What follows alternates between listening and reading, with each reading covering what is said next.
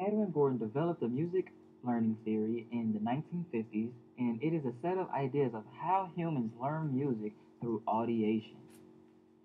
Audiation refers to the comprehension or internal realization of music or the sensation of an individual hearing or feeling a sound when it's not feeling.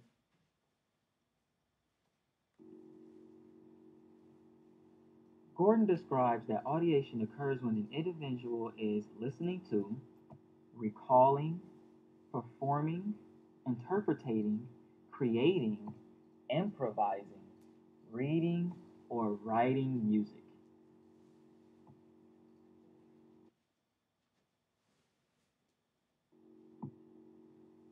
Types of audiation: listening to familiar and unfamiliar music, reading familiar and unfamiliar music, writing familiar and unfamiliar music, recalling and performing familiar music from memory, recalling and writing familiar music, creating and improvising unfamiliar music while performing or in silence, creating and improvising unfamiliar music while reading, creating and improvising unfamiliar music while writing.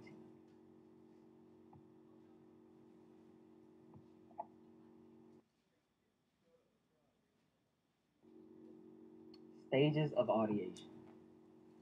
Stage one is momentary rotation. Stage two is imitating and audiating tonal and rhythmic patterns and recognizing and identifying tonal centers and macro beats. Stage three is establishing objective or subjective tonality and meter. Stage four, retaining in audiation tonal and rhythmic patterns that have been organized. Stage five is recalling tonal patterns and rhythmic patterns. Stage six is anticipating and predicting those tonal and rhythmic processes.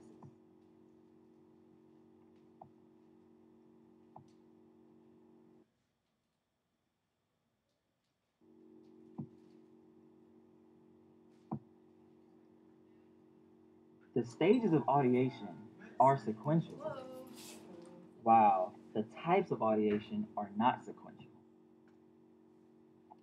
And through Gordon's research, he suggests that music aptitude that a child is born with can only be maintained with repeated positive exposure to musical experiences before birth and soon after birth, up until about the age 9, where they reach stability in their music aptitude. Music aptitude is the possibility of music achievement.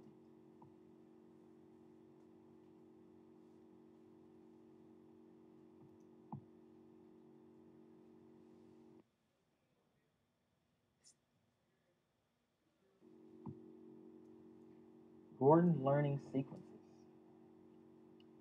Gordon outlines two main categories of learning based on his research of audiation. The first one is discrimination learning. The second is inference learning.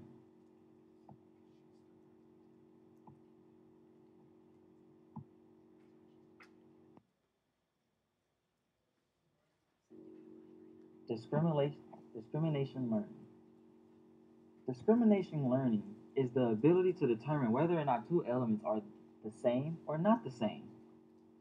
Gordon described them in five sequential levels. Level one is aural and oral. Aural and oral is where students hear tonal and rhythmic patterns and imitate by singing, moving, and chanting patterns back to the instructor. Two, verbal association.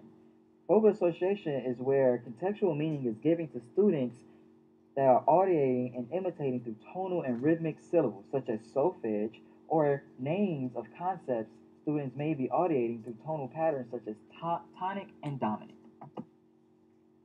Two is partial synthesis, where at both oral and the verbal association level, students identify familiar tonal and rhythmic patterns performed on neutral syllables by their verbal association.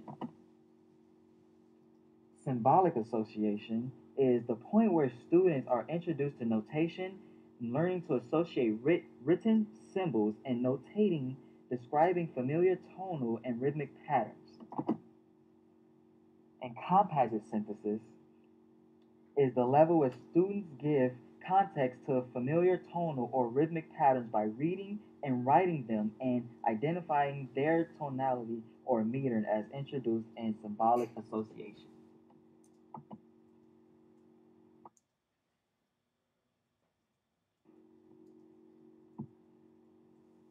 Inference learning. At the inference learning level, students take an action role in their own education and learn to identify, create, and improvise unfamiliar patterns. And there are three categories.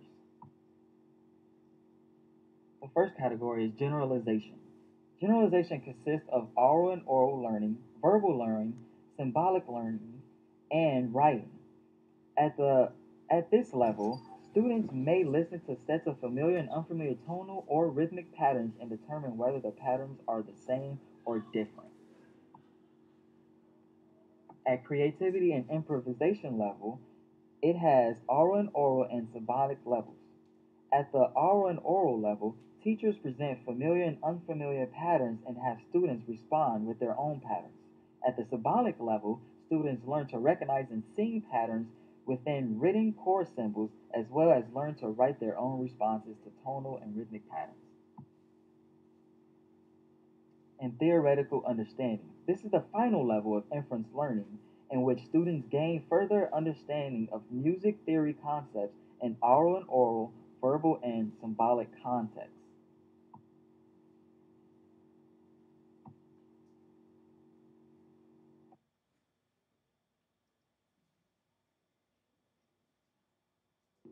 And there we have it, the Gordon approach and his music learning theory.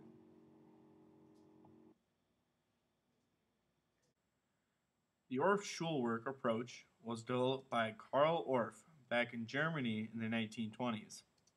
It was originally developed for adult music and dance students, but was revitalized around the 1950s from Gunhild Kietmann for the use of schoolchildren. The goal of the Orff-Schulwerk approach is to utilize the cooperative group effort and to have individuals have the competence and confidence to join and interact with others in simple music and movement.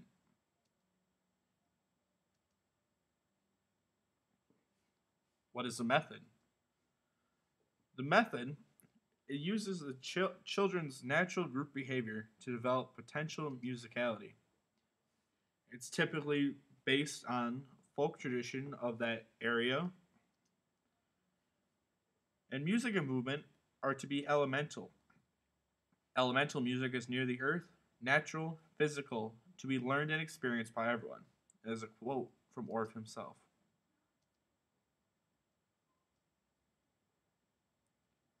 So, what materials do you need? For the songs, it comes from the child's own culture. So, seeking any kind of natural, local folk tales, folk songs, and rhythms are highly sought after. But there's also Orff Schulwerk specific volumes. There are four different approaches. There's speech, which involves saying rhythms that are catchy and easy to understand in order to comprehend rhythm. Singing, moving into the pentatonic, diatonic scales and to understand pitches. Movement in order to connect it and to develop a vocabulary of locomotive and non locomotive things. And playing instruments. The three types of instruments that are used are body percussion, which includes snapping, clapping, slapping, any kind of self sound making. Unpitched hand percussion, so cowbells, tambourines, maracas, claves, and Orff instruments. These are typically found in sets of three of xylophones, metallophones, or glockenspiels. You have your soprano, alto, and bass. If you look at the bottom there, you can see some of the three sizes. What's also neat about these instruments is the bars are removable, so that way it is easier to see and visualize the notes of the scale. The pedagogy of this comes down to four things: exploration, imitation, improvisation, and creation. These break down into four very basic human attributes: exploration, by discovering possibilities of material; imitation, by call and response or echoing, following the leader; improvisation, taking the initiative in their own hands and trying things on the spot and seeing what works and doesn't; and creation, taking time and heart into creating their own. Hello, my name is Zoe Perillo, and I researched Zoltán Kodály and his approach to music education. Kodály was a Hungarian musician and educator that was born in 1882 and died in 1967. He was born to a musical family. His father was also a musician, but only considered himself to be an amateur.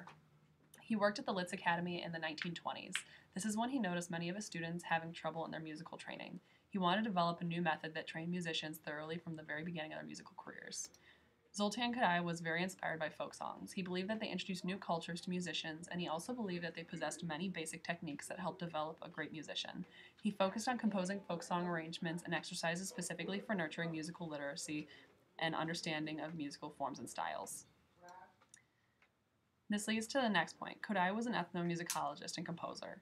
An ethnomusicologist is a study of music from the cultural and social aspects of people who make it. Kodály had many inspirations. One of his partners in his career was Bartók. Bartók was a Hungarian composer, pianist, and ethnomusicologist. Pestalozzi was a Swiss pedagogue and educational reformer who focused mostly on romantic music.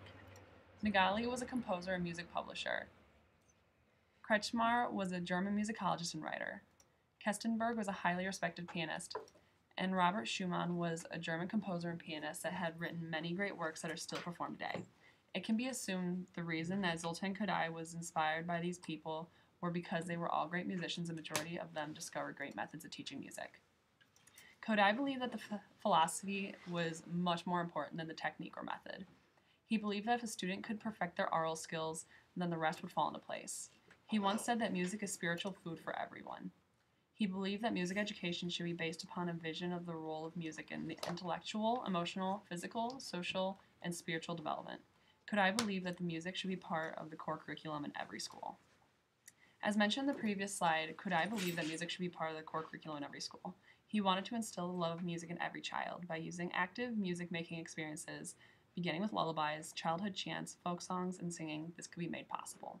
He believed in using the human voice because it was accessible to all people. Through the use of movable do, tonic, solfa, or even easier, solfege, students can be taught aural skills. Each note in the scale has a designated hand sign. The picture we saw on the slide included a diatonic major scale. Other than the voice and the hands, materials that can be used to help learn the Kodály approach are children's musical literature, various cultures, reading examples and exercises based on the music of oral and aural traditions, the best art music written by master composers, such as the ones that were mentioned in the third slide, solfege, and rhythm syllables such as TB or ta. Kodály believed in 5 phases of learning music: prepare phase, make conscious phase, reinforcement phase, practice phase, and create phase. All of these phases being very self-explanatory. Let's try the Kodály approach. If we were following the rhythm syllables that Kodály suggested, each quarter note there would be ta. Instead, let's follow and sing each syllable with the hand signs as they land on the screen. It is as simple as that and can be simplified even more for students who are just beginning. Do, re, mi, fa, sol, la, ti, do. Emile Jacques Delcros was born in Vienna on July 6, 1865. He and his sister were supported musically by their mother, who was a music pedagogue and pianist. Childhood for Delcros was filled with singing, dancing, creating, playing, and acting. He was described as lively, friendly, and even contemplative for a child. The family moved to Geneva in 1875, and Emile enrolled at the Geneva Conservatory. The following year, he went to Paris, where he studied drama at the Comédie Française and music at the Paris Conservatory. Although a passionate young actor and musician, he also found time to compose and perform, singing as he accompanied himself on the piano. He also went on to teach later in life until his death in 1950. In the summer of 1886, he accepted the position of assistant conductor and chorus master at the Théâtre de Nouveau in Algiers, North Africa. He also added Delcros to his birth name, becoming Émile Jacques Delcros. He did this because a composer of polkas in Bordeaux, France, also had the name Émile Jacques. To avoid confusion, Émile Henry borrowed the name Valcros from a friend, changed the first letter to D, and was then known as Émile Jacques Delcros. Émile's mother, Julie, studied under the methods of Heinrich Pestalozzi. Pestalozzi's influence on Madame Jacques was evident in her son. While in Paris, Émile Jacques became familiar with the teachings of Mathis Lucy, a piano instructor and writer whose methods taught Delcros the process of scholarly inquiry, to recognize problems, to approach them scientifically, and to devise methods for their solution. Because Delcros refused to study harmony from the beginning, Anton Bruckner tried to throw Delcros out of the conservatory. After this, Adolf Prosnitz invited him into his studio. He helped Delcros to study music in greater depth. He also studied under the methods of Gabriel Fauré. The philosophy of eurythmics centers on the concept that the synthesis of the mind, body, and resulting emotions is fundamental to all meaningful learning. He intended for his approach to develop musical understanding through eurythmics and to help students develop immediate physical responsiveness to rhythmic stimuli. Delcros wanted to create an approach to music education in which sensory and intellectual experiences are fused into one neuromuscular experience, reinforcing the body's response to music. There are three components to eurythmics. The first is rhythmic solfège, or ear training. Jacques Delcros believed that the students must learn sophisticated listening skills and develop inner hearing. Musicians should be able to hear what they write and write what they hear. Solfège is taught using the fixed do approach, based on the French system. What makes rhythmic solfège unique is that it is always combined with the rhythm and movement, both locomotor and non-locomotor. The second component of this approach is improvisation. The instructor may play the piano while the students improvise movements, or the students may improvise movements while the rest of the class plays rhythms or sings. The end result is the students being able to improvise expressively on their own instruments. These spontaneous performance activities are designed to communicate musical intent and to improve response time. The third and last component of eurythmics is eurythmics itself. The term eurythmics is from the Greek meaning good, and rhythmi, meaning rhythm, proportion, and symmetry. I thought the best way to explain a eurythmics lesson would be to show an example of one.